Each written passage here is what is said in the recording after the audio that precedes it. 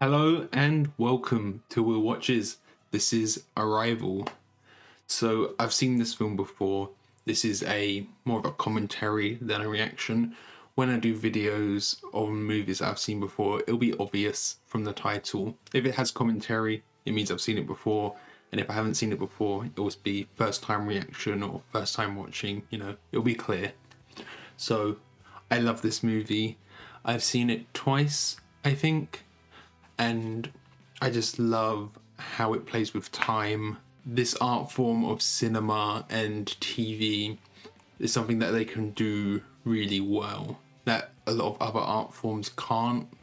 I don't want to talk too much before we watch the movie because I'll leave all of that to the discussion at the end. Just know I really love this. Next week will be American History X, and that was voted for by our patrons. So if you're interested in having the ability to vote for upcoming movies, be sure to check out the Patreon. It's only £1 a month for the polls tier. So if you only wanted to vote, that's all it would be. And then we have other tiers for full length timer-based reactions and 1 week early access, so you can get that reaction right now. So without that all the way, let's just get into the movie. So yeah, like I said, I love this movie and I love how it plays with time and the idea of language as well and how languages develop and just the structure of it, how, it's palindromic where, they explain that Hannah is a palindrome and the structure of it is palindromic, and I think it handles that in a much better and more eloquent way than Tenet does. Oh, and this music by Nature of Daylight. It's a great song. I know it's used in a few other movies as well. I used to think this was the beginning of your story. We are so bound by time. This makes so much more sense once you've seen it before. Come back to me. Stick 'em up! There's some great just visual storytelling here because it showed that she was married. It's so great because on the first watch, when you don't know about the kind of time and how it works, you think this is all just backstory. And this was the end. Baby, come back to me.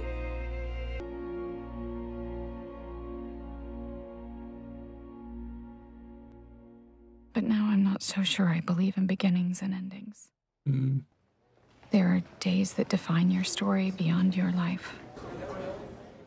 I love how she's just ignoring it. Where language was seen as an expression of art. How does she not realize there's something going on? Object apparently touched down 40 minutes ago just north of I-94. I love this, just keeping us in anticipation, only showing their reaction to it. This is from a site in Hokkaido. What I love about this is, there's already so many movies about alien invasions, but this feels like a kind of elevated version of that. Everyone's panicking, as you would.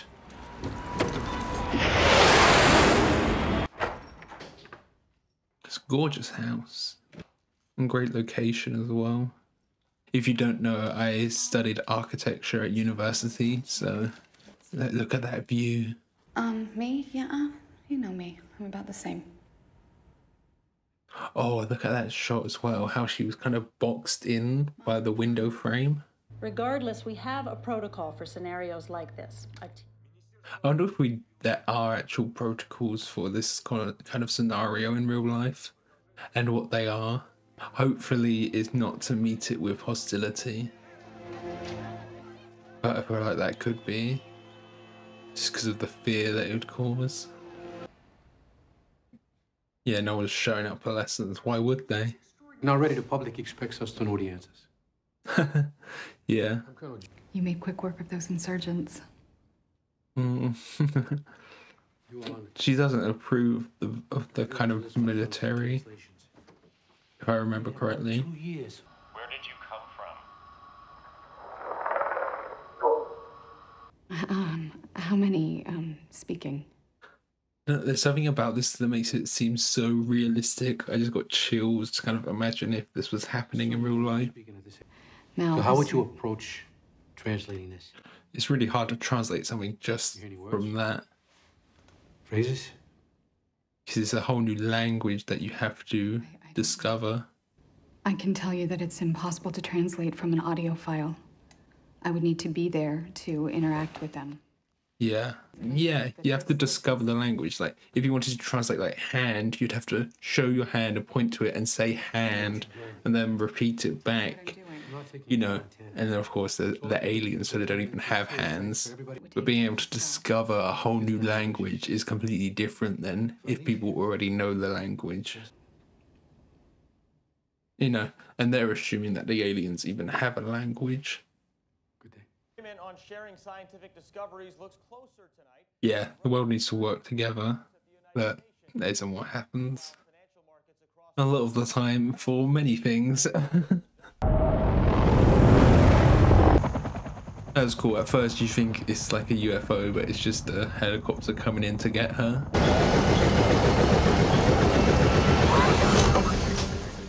I guess because, you know, time works differently when she knows the language, it brings free will into the question. Like, because I know she gets married to Jeremy Renner's character later, but is she here looking at him and recognizing him, or does she look at him and think that he's her ex-husband? It's a very it brings into a lot of questions when you view time non-linearly. If she sees time non-linearly, I can't say it, you know what I mean. Does that mean that she can influence the future? Or is it a fixed thing? That's great. Even if it's wrong, the dawn of civilization isn't language, it's science. Well, you need language to be able to explain science. It's all intersected. A series of just handshake binary sequences. How about we just talk to them before we start throwing math problems at them? Math is one thing that can be universal. If you know about the Golden Record, which they sent up into space for like potentially other life forms to find, they have like different things on there to explain how advanced our knowledge is, that they use the width of an atom, and then they have a marking for that, and they use that to signify different things within mathematics. So mathematics can be like a universal thing across the universe, I think, where language can't really. You know, it's not even universal across our whole planet. But then in maths, it also depends what base you're doing it in, because we do it in base 10, right? There could be other civilizations that do it in like 19 or 17 or whatever. All of these shots are great, just these long shots, just building atmosphere, and then seeing the structures, the UFOs for the first time. This is the first time we're seeing it kind of in full. Before it was just like in darkness and only seeing segments of it. There's a real sense of scale with them. And the way the camera just holds still on them, you get that sense of how large and intimidating they are. And it's just like there in the background, almost oppressing. It would certainly take hours to rebalance the O2 content and pressure for us every time they open their door. So you're saying they could suffocate us if we wanted? They just see the instant they go to is like the most extreme negative that they can. It's a pleasure. Dr. Banks is taking over the mission from Dr. Walker. What happened to Dr. Walker? This is all happening so quickly.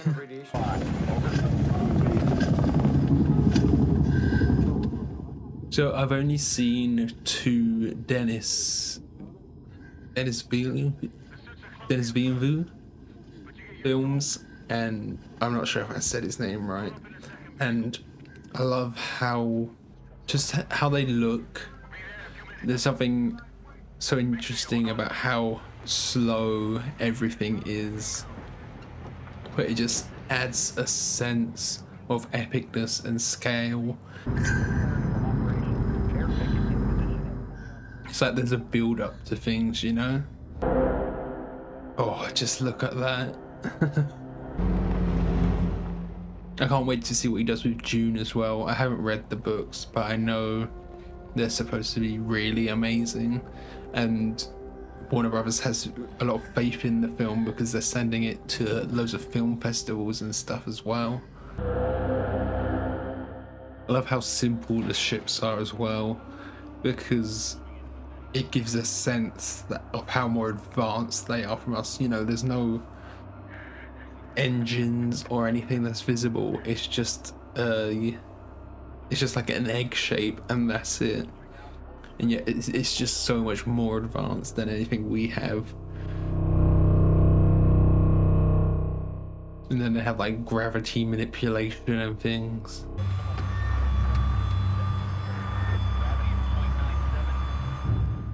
I love how it gives time to show people reacting to things before it actually shows us it.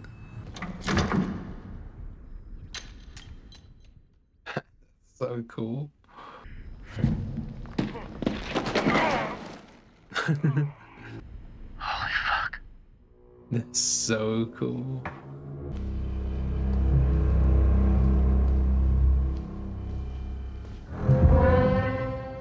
Oh,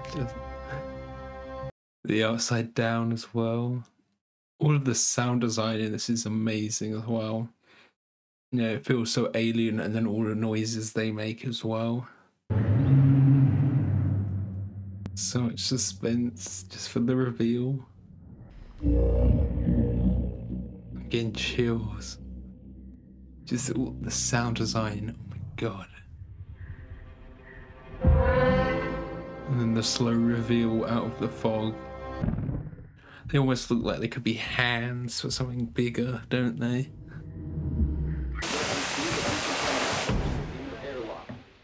And then they just cut away. They don't even show what they try and do here. It's so restrained. That's what I really love about this. And like here, there's like no music.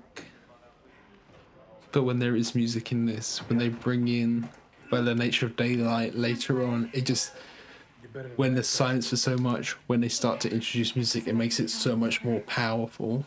Audio of what? It's bits of conversation from the room, random clips of dialogue. It's like the aliens are trying to do the same thing that the humans are doing.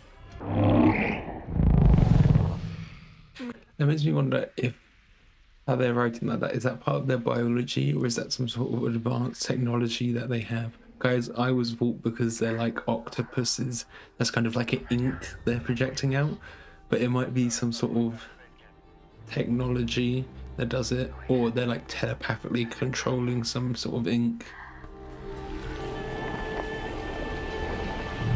I love how, because the language is circular, it represents their view on time, how they view it circularly. A more advanced race nearly wiped them out. Like, it's an understandable concern, but it's just like they're so on it about every single thing. The difference between a specific you and a collective you, because we don't want to know why Joe Alien Yeah. is here. We want to know why They collectively landed. Yeah. purpose. They make conscious choices, or is their motivation so instinctive that they don't understand a why question at all?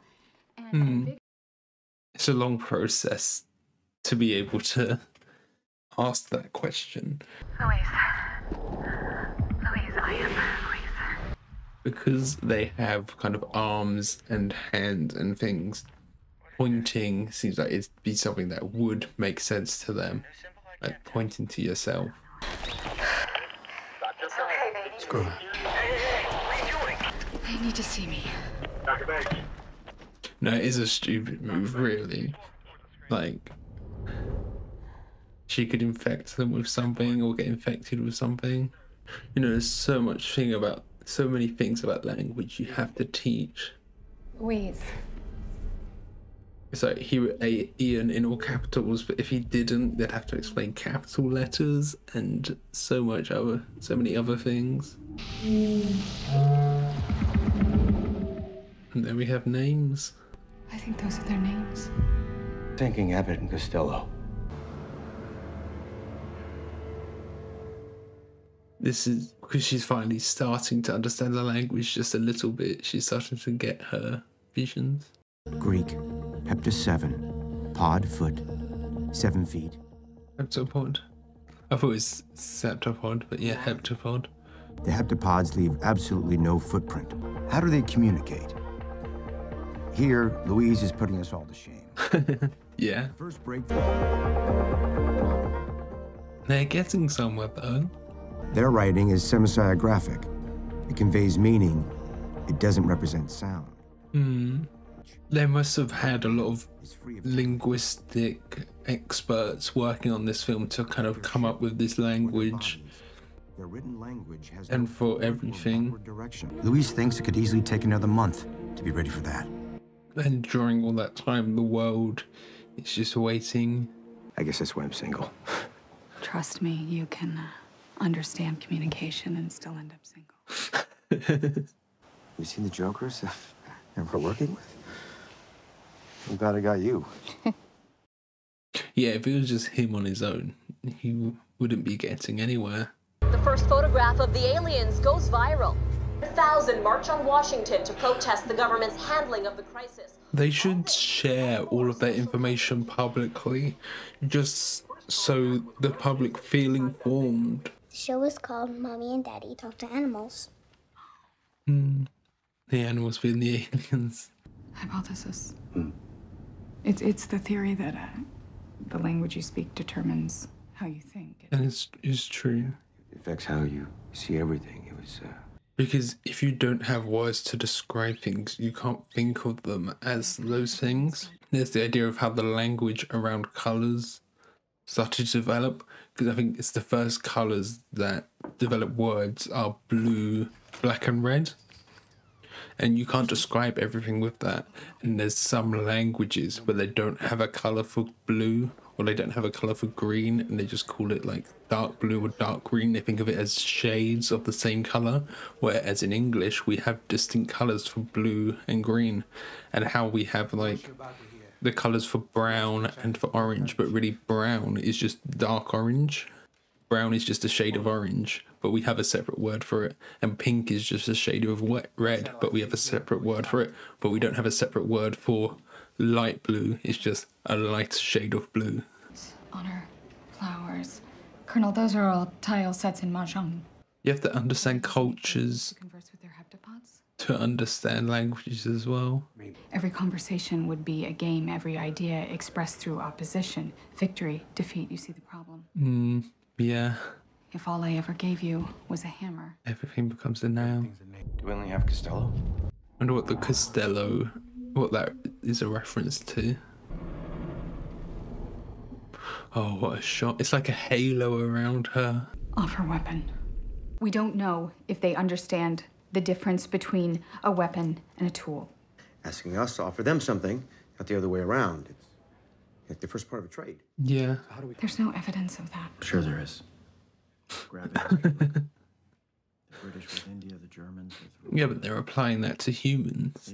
They're applying our logic to them. Whatever they learned in their last session has them spooked. Yeah, and they're all got the communications all breaking down. China has asked for immediate talks at the UN. Politics. Always getting in the way. Let them go. Why are they letting them go? Because that's a bomb, right?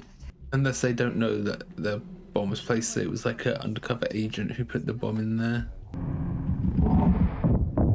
It's like he's just warning them about the bomb, right? Security detail inbound 13. Oh, what a shot. Does she know how to write this? Because of her kind of non-linear thinking.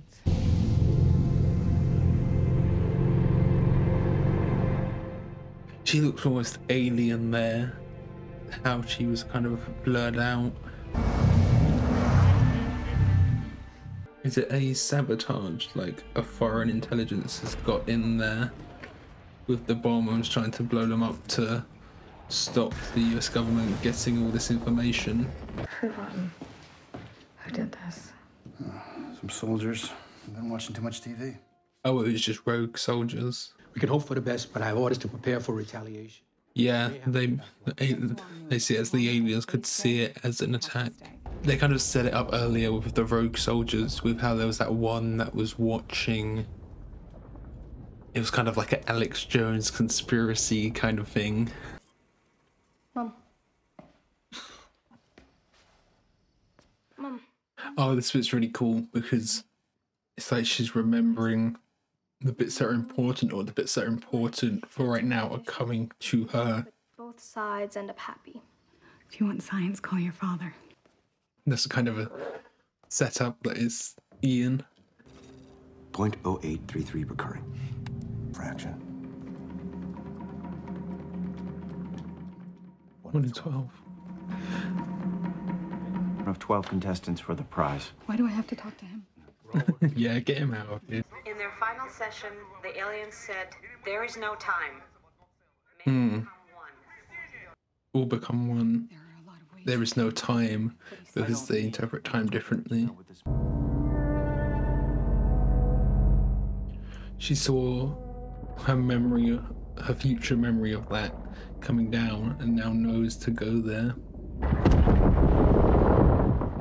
Very dreamlike, this bit. Really cool.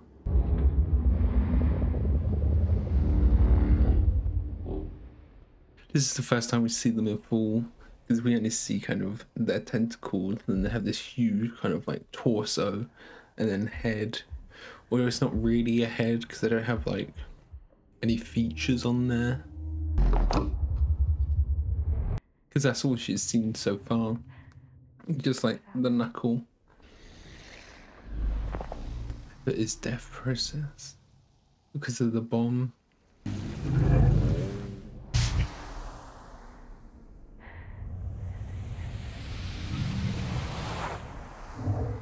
Help each other. It was called Mommy and Daddy Talk to Animals. And there's the heptapod and the bird in the cage. Weapon opens time.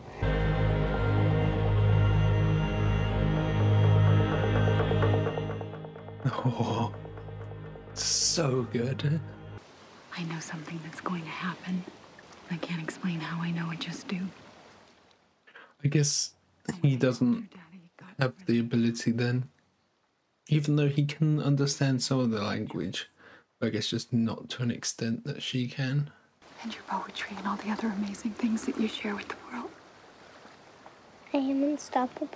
Your name is very special because it is a palindrome.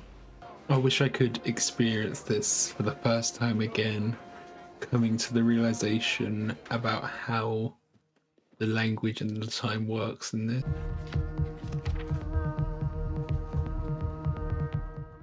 She's remembering, she's seeing her future work, so she knows how to translate it. I can read it. Dr. Banks, a pleasure. You're the reason for this unification.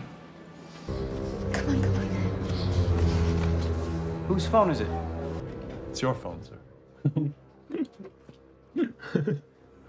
Never forget what you said. You told me my wife's dying words. Jane. That's one way to convince someone, isn't it? Tell them something only they would know. China is stating that all intelligence they have received will be shared immediately Yeah. with all the other.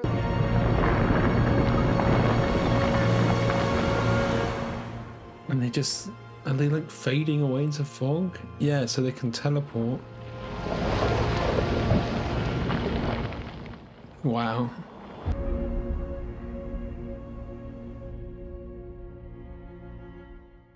Oh my god, this song is so good. This is where your story begins. The day they departed. Despite knowing the journey and where it leads, I embrace it. And I welcome every moment of it. It just makes her cherish all the moments she has with Hannah even more. N-A-H. You you can see how loving and caring towards Hannah she is. Maybe I'd say what I feel more often. I don't know. You know what surprised me the most? It wasn't meeting them. It was meeting you. I've forgotten how good it felt to be held by you. She hasn't yet, though.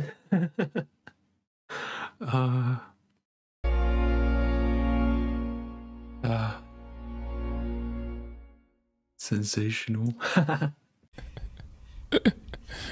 Sensational. Wow, so that was Arrival. Just, I don't know what to say. It's amazing. The story is just so well thought out and well written. And all of the characters are really great as well. How things slowly reveal themselves as you learn more about the language and how the timeline works. And you see all of these memories, what you think are memories, but then they turn out to be visions of the future, or like future memories. It's just so well done. I love it. And the music as well. By the Nature of Daylight is that song that they play right at the end with that beautiful ending sequence, and they play it right at the start as well to kind of bookend things. I know that song is used in a few other things as well. I think it's used in Shutter Island, which I haven't seen. I want to make a video on that at some point as well. It's just so tightly and well written. It's just great. So this was directed by Denis Villeneuve, and I've seen a few of his films. So I've seen this, and I've seen Blade Runner, and I've seen Prisoners, but there's a few others that I haven't, and I really want to. Enemy and Sicario. I saw Sicario, but only kind of in the background. I wasn't paying attention to it. I wasn't giving it my full attention. It was like my parents were watching it and I was sitting there on my phone watching a YouTube video or something. So I haven't really seen it. All I know about it is that Emily Blunt is in it and Benicio del Toro is in it. That's like everything I know about that. I know this is based off of a book as well. I don't know if the book is called Arrival or if it's called something else. But I think after this I might have to go and pick that up just to see what differences are, you know, because some book adaptations are very loose adaptations and some are like super tight adaptations. So it'll be interesting to see what kind of adaptation it is. I really love Louise's character. She's so intelligent and she commands a lot of respect from the people around her. Just bear with me, I'm going to try and explain this the best I can. So just bear with me. I don't like the term strong female character because I think a lot of people misinterpret what it means, because people they focus on the wrong things. They either focus on the word strong and people interpret it as physical strength, and it's like, who cares how physically strong a character is? That doesn't make them a good, well-written character. So some people focus on strength when the strength should mean how strongly written they are, really. And then people focus on character, which is great, but if you just focus on character, that doesn't have the focus on female, and that can mean that you've just written a character that could be any gender. There's no traits that are inherently feminine or things like that. I know not every woman is the same, but sometimes you could just write a character and it's just like you've written a character and then as an afterthought you stuck some boobs on them and made them a woman. You know what I mean? I hope that I explained that well. Louise is just such a great, strong female character. She's not physically strong, but she's mentally strong, you know? She's intelligent and she commands respect and she puts people in their place, but it doesn't feel like a gotcha putting down men at the same time.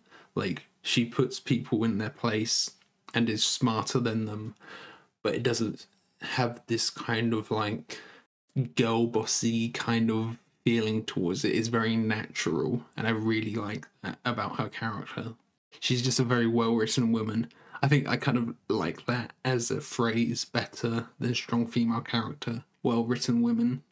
Because it focuses on how well-written they are, not about physical or mental strength. Because you can have a character that is still well-written, but not be physically strong, and not even be mentally strong. You know what I mean? And they can still be good characters. I hope I've explained that well enough. You know, it doesn't feel like the men in here are caricatures for her to put down and to own, or to, you know what I mean? It doesn't feel performative. You know, she's caring, and, you know, when she's talking to her daughter, you can tell how much she just loves and adores her, and how caring she is, and how thoughtful she is. These are all just really great qualities in anyone, but it seems like, you know, a lot of the time these sort of things get quantified with femininity. The final scene and montage is just so amazing. You know, she has this speech about cherishing every moment. And if you know, because she has this non-linear way of looking at things, she knows what's going to happen. So she knows to cherish those moments. And that's just a really great message as well, just to cherish the moments that you have. And so the motive of the heptapods is they're coming to Earth to give us this tool, the language, so we can perceive time in the way they do. And then eventually in 3,000 years' time, we are going to help them. And it makes me wonder, what is the threat to them in 3,000 years that we need to help them with? That could be, I don't know if this doesn't need a sequel, but that could be like a cool thing, seeing in 3,000 years what this is, in what ways we help them. I feel like this is a great standalone story on its own, though it doesn't need a sequel. It's more of a thought experiment, thinking about what a sequel would look like, because it'd be set in the far, far future with much more advanced technology. You know, I talked about it a bit during the reaction, but I love the kind of linguistic side and how they kind of look at it as a puzzle and they have to decipher and try to understand each other is really interesting. I feel like what's great as well is the movie doesn't feel like it's holding your hand through some of these really complicated topics, but I feel like it's still understandable. You know, there probably will be people who watch it and don't get it, but I feel like it holds your hand at just the right amount for it to be understandable for most people and not feel like it's holding your hand. You know what I mean? It straddles that line really well. Okay, I think that's everything I have to say about this. Thank you for watching. If you stuck around to the end, be sure to leave a like, comment your thoughts, or even subscribe. Next week is American History X, and be sure to check out the Patreon, because you can get next week's video right now and be able to vote for upcoming movies that I watch. So yeah, thanks for watching. Bye.